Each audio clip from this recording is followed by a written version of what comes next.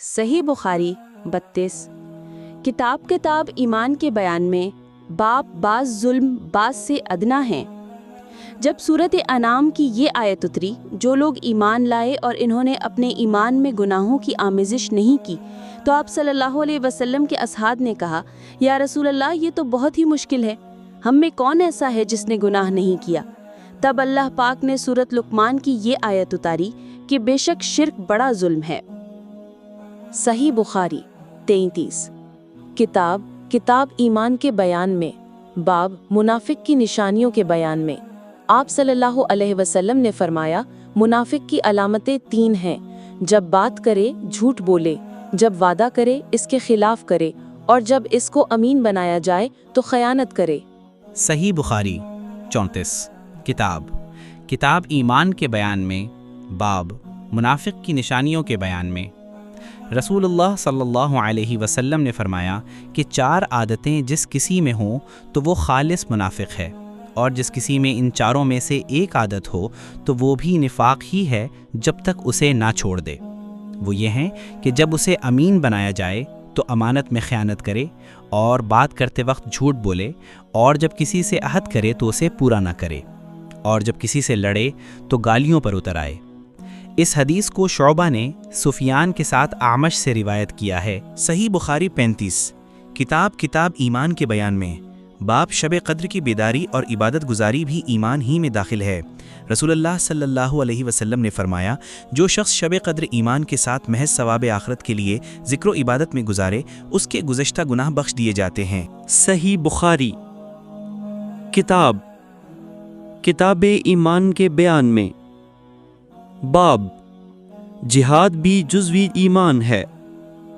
آپ صلی اللہ علیہ وسلم نے فرمایا کہ جو شخص اللہ کی راہ میں یعنی جہاد کے لیے نکلا، اللہ اس کا ضامن ہو گیا۔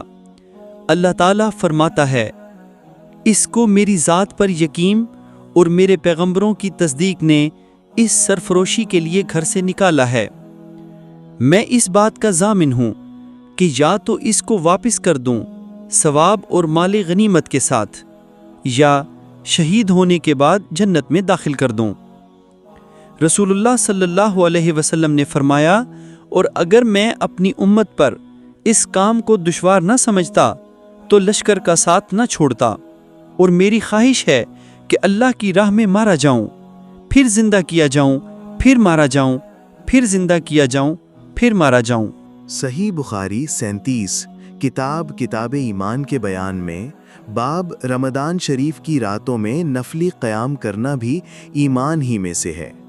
حضرت صلی اللہ علیہ وسلم نے فرمایا، جو کوئی رمضان میں راتوں کو ایمان رکھ کر اور ثواب کے لیے عبادت کرے، اس کے اگلے گناہ بخش دیے جاتے ہیں۔ صحیح بخاری 38 کتاب الایمان کے بیان میں باب خالص نیت کے ساتھ رمضان کے روزے رکھنا ایمان کا جزو ہیں۔ حضرت صلی اللہ علیہ وسلم نے فرمایا، جس نے رمضان کے روزے ایمان اور خالص نیت کے ساتھ رکھے، اس کے پچھلے گناہ بخش دیے گئے۔ صحیح بخاری 39 کتاب ایمان کے بیان میں باب اس بیان میں کہ دین آسان ہے۔ حضرت صلی اللہ علیہ وسلم نے فرمایا، بے شک دین آسان ہے، اور جو شخص دین میں سختی اختیار کرے گا تو دین اس پر غالب آ جائے گا اور اس کی سختی نہ چل سکے گی۔ بس اس لیے اپنے عمل میں پختگی اختیار کرو، اور جہاں تک ممکن ہو میانہ روی برتو، اور خوش ہو جاؤ کہ اس طرز عمل سے تم کو دارین کے فوائد حاصل ہوں گے، اور صبح اور دوپہر اور شام اور کسی قدر رات میں عبادت سے مدد حاصل کرو۔ نماز 5 وقتہ بھی مراد ہو سکتی ہے کہ پابندی سے ادا کرو۔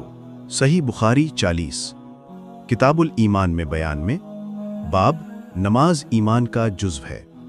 رسول اللہ صلی اللہ علیہ وسلم جب مدینہ تشریف لائے تو پہلے اپنی ننہال میں اترے جو انصار تھے، اور وہاں آپ نے 16 یا 17 ماہ بیت المقدس کی طرف منہ کر کے نماز پڑھی، اور آپ کی خواہش تھی کہ آپ کا قبلہ بیت اللہ کی طرف ہو۔ جب بیت اللہ کی طرف نماز پڑھنے کا حکم ہو گیا تو سب سے پہلی نماز جو آپ نے بیت اللہ کی طرف پڑھی عصر کی نماز تھی۔ وہاں آپ صلی اللہ علیہ وسلم کے ساتھ لوگوں نے بھی نماز پڑھی۔ پھر آپ کے ساتھ نماز پڑھنے والوں میں سے ایک آدمی نکلا اور اس کا مسجد بنی حارثہ کی طرف گزر ہوا۔ تو وہ لوگ رکوع میں تھے۔ وہ بولا کہ میں اللہ کی گواہی دیتا ہوں کہ میں نے رسول اللہ صلی اللہ علیہ وسلم کے ساتھ مکہ کی طرف منہ کر کے نماز پڑھی ہے۔ یہ سن کر وہ لوگ اسی حالت میں بیت اللہ کی طرف گھوم گئے، اور جب رسول اللہ صلی اللہ علیہ وسلم بیت المقدس کی طرف منہ کر کے نماز پڑھا کرتے تھے، یہود اور عیسائی خوش ہوتے تھے، مگر جب آپ صلی اللہ علیہ وسلم نے بیت اللہ کی طرف منہ پھیر لیا تو انہیں یہ امر ناگوار ہوا۔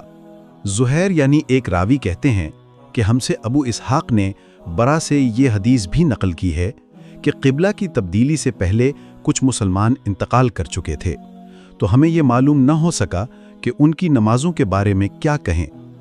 تب اللہ نے یہ آیت نازل کی، وَمَا كَانَ اللَّهُ لِيُضِيعَ إِيمَانَكُمْ، بقرہ 143۔